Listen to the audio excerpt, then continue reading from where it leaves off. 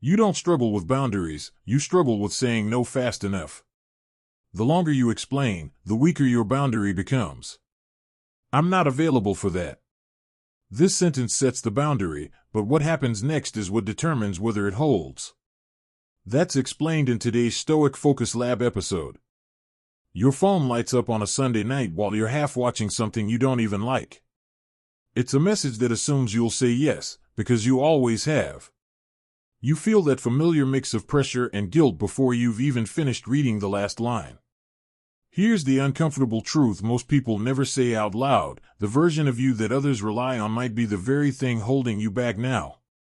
Not because you're weak, but because they've built expectations around who you used to be. Here's your micro win for today. The sentence is simple: that doesn't work for me anymore. Say it once, calmly, without adding a reason. In the next 10 minutes, notice what happens. Your chest doesn't tighten as much. You don't scramble for an explanation. You buy yourself space instead of rushing to manage someone else's feelings. Educational content inspired by classical Stoic texts. Not medical, psychological, financial, or legal advice. The pain here is subtle but expensive. Every time you default to the old version of yourself, you spend energy you don't get back. At work, it looks like taking on tasks that aren't yours and staying late to protect an image. With money, it looks like agreeing to plans or obligations that quietly stress your budget. In relationships, it looks like resenting people you've trained to expect access to you on demand. The real cost is this: you're living according to a past reputation instead of your current values. By the end of this lesson, you'll know how to decide who you're done being for other people's comfort. You'll have words ready for the moment someone tries to guilt trip you for changing your habits or standards. And you'll start living more fully as the person you are now, not the one people remember because it was convenient for them. Stay with me until the very end, and while you're here, hit like, tap subscribe, and share your thoughts in the comments. First, you'll see why guilt shows up the moment you change and why it doesn't mean you're doing something wrong. Next, you'll learn how to respond without overexplaining or turning calm boundaries into debates. Then, you'll practice holding that line when pressure spikes and your old reflexes kick in. Finally, you'll watch what it looks like to walk away from a familiar pattern without burning bridges or betraying yourself. Here's the open loop I want you to keep in mind as we go. Imagine a situation this week where someone notices you're different and says, "You've changed." That moment can either pull you back into old habits or become proof that your boundary is working. We're going to come back to that exact line later and show you how to handle it without defensiveness, guilt, or regret. Before we move on, let's name what's really happening beneath the surface. People don't resist your boundaries because they hate your growth. They resist because change disrupts the silent agreements they've made with the old version of you. When you stop being endlessly available, endlessly agreeable, or endlessly flexible, it forces them to adjust. And adjustment feels like loss, even when nothing is being taken from them. This is why saying no can feel heavier than saying yes, even when yes costs you more. Your nervous system has learned that maintaining peace means maintaining familiarity. The work here isn't becoming colder or more distant. It's learning to respond instead of react, to choose alignment over approval, and to let discomfort exist without rushing to fix it.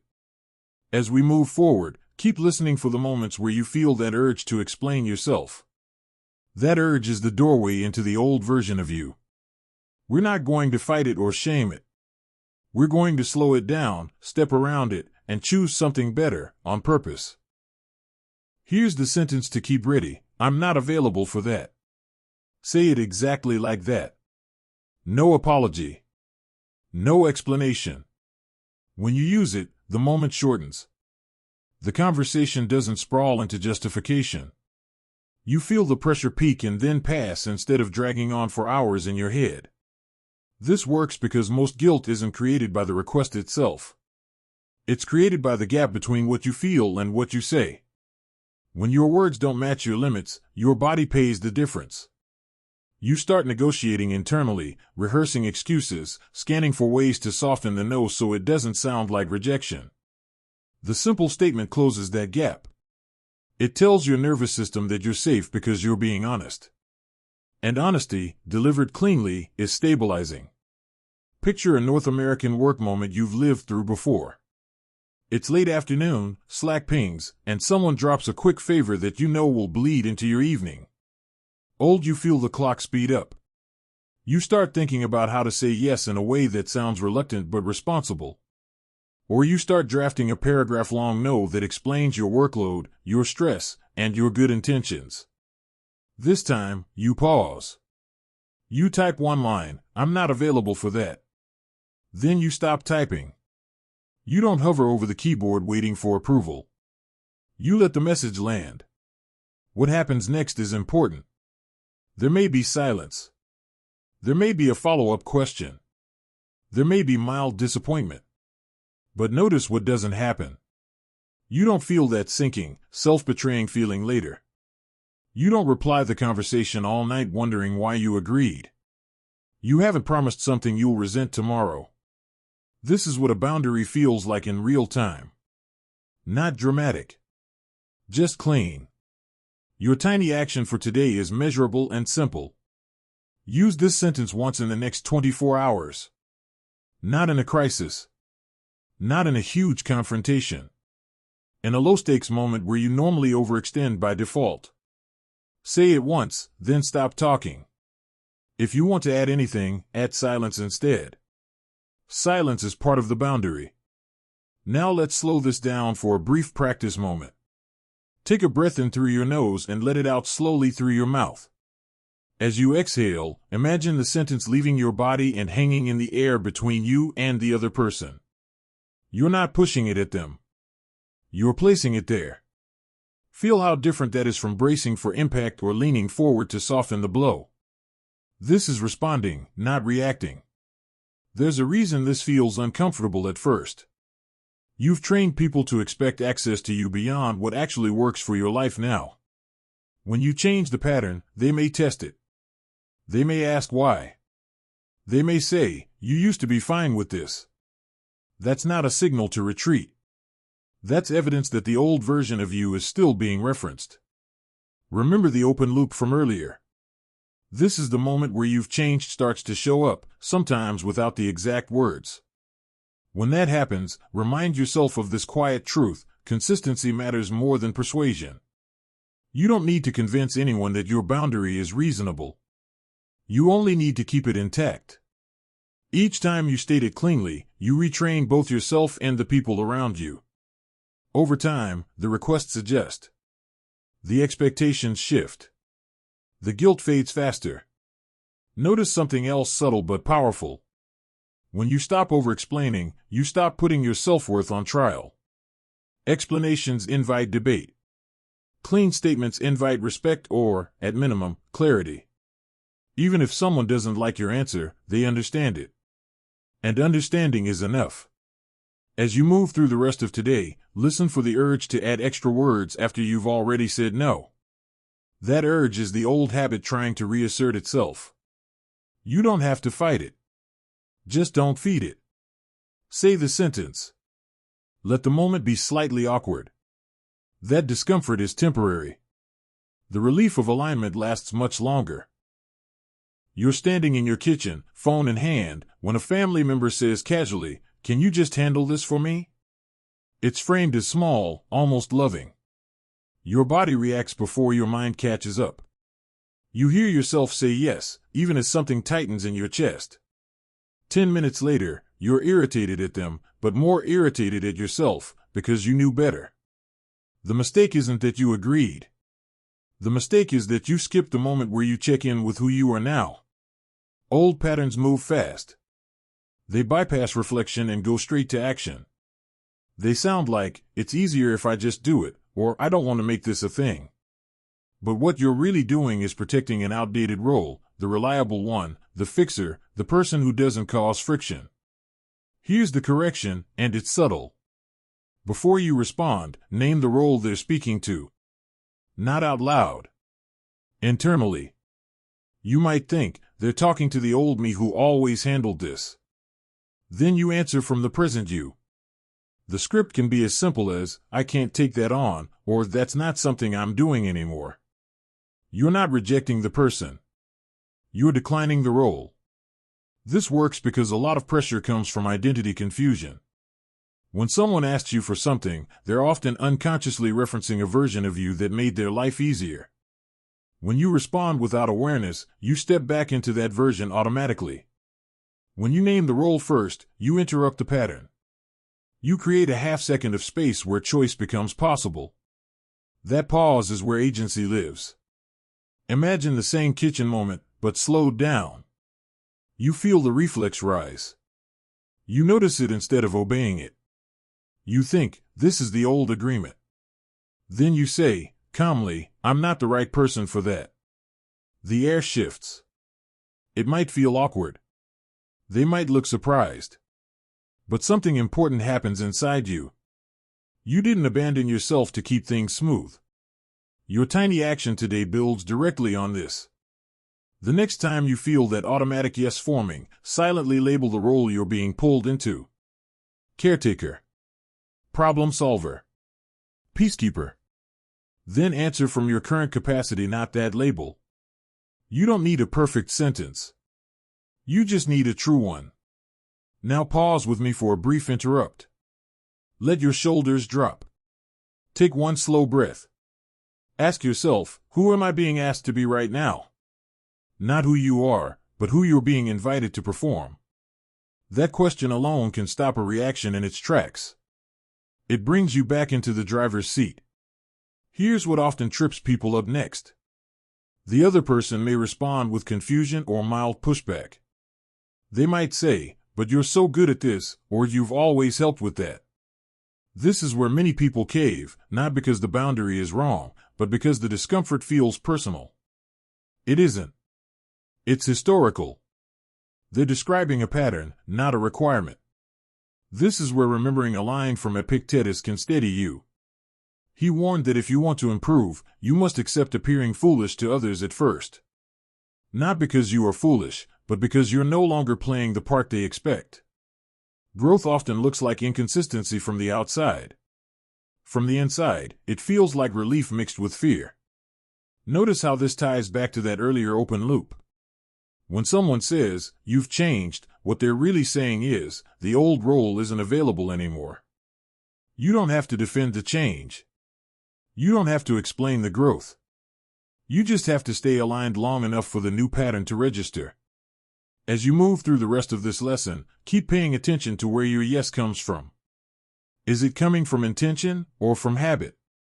From choice or from reflex? That awareness is the bridge between who you were and who you're becoming.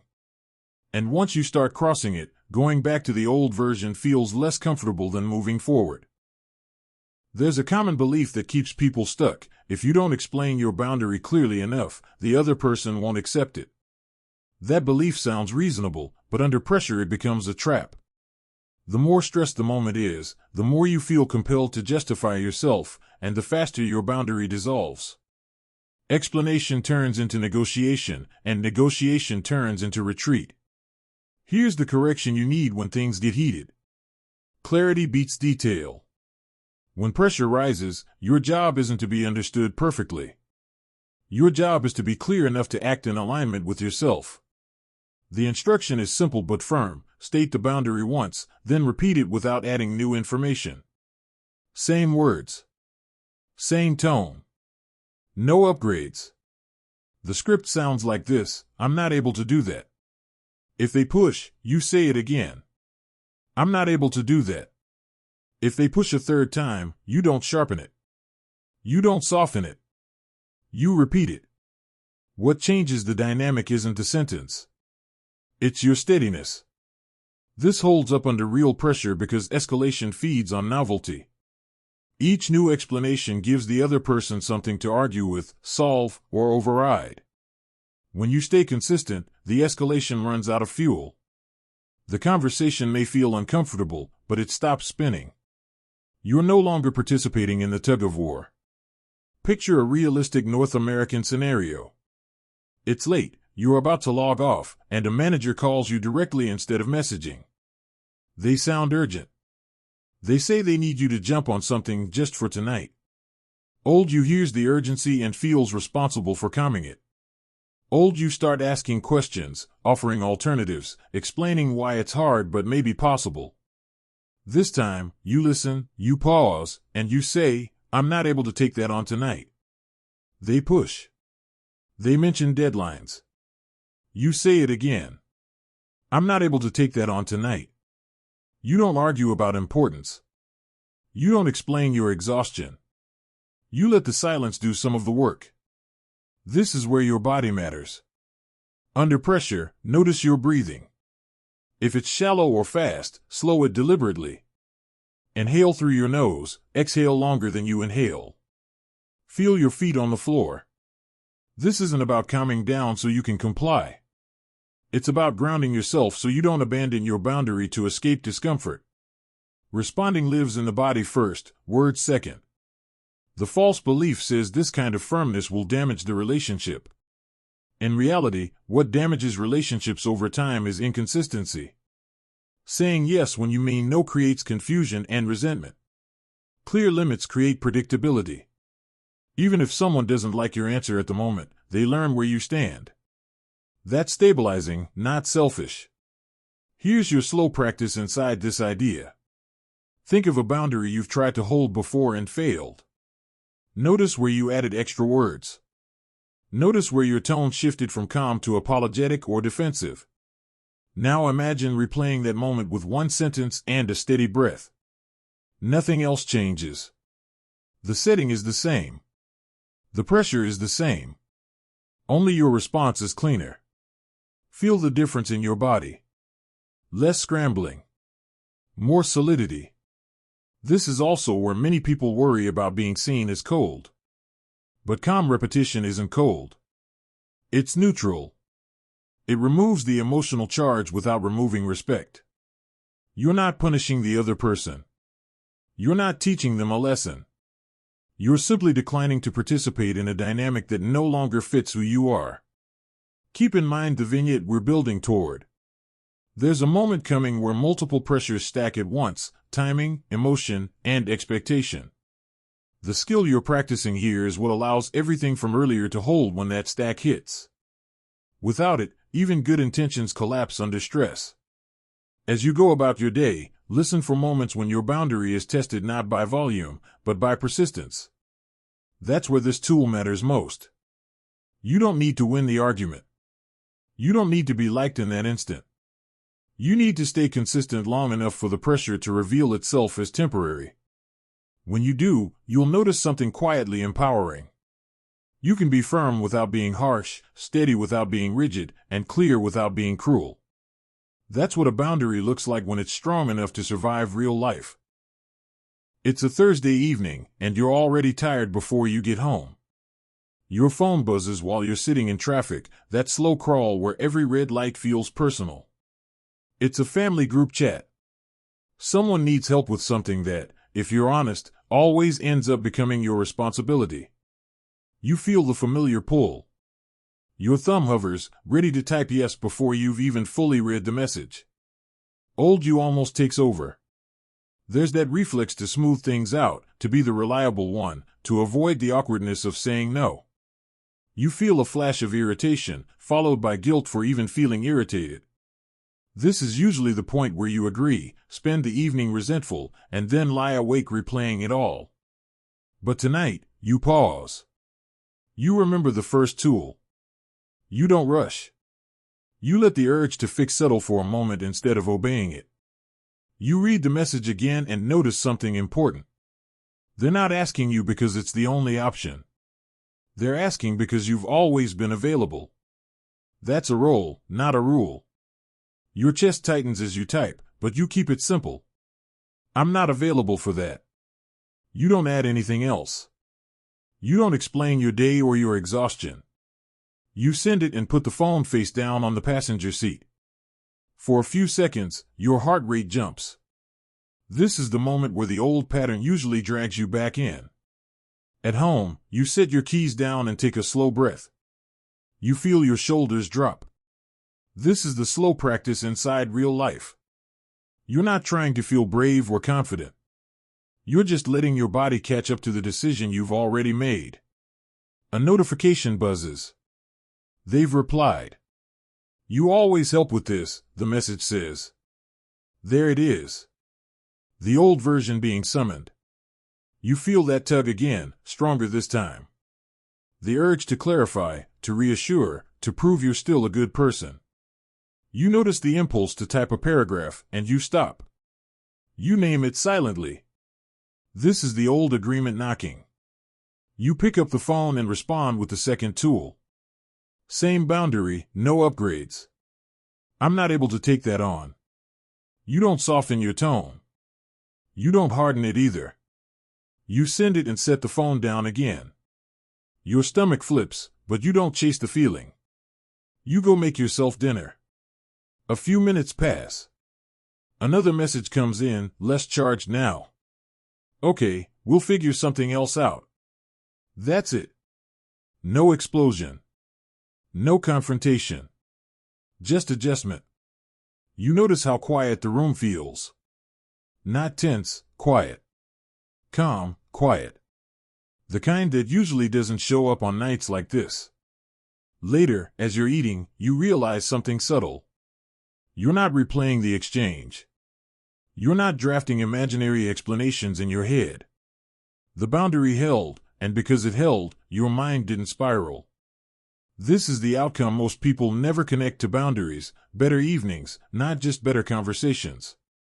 As the night goes on, another test shows up. A coworker texts about tomorrow, asking if you can come in early to cover something. You feel the reflex again, but it's weaker now.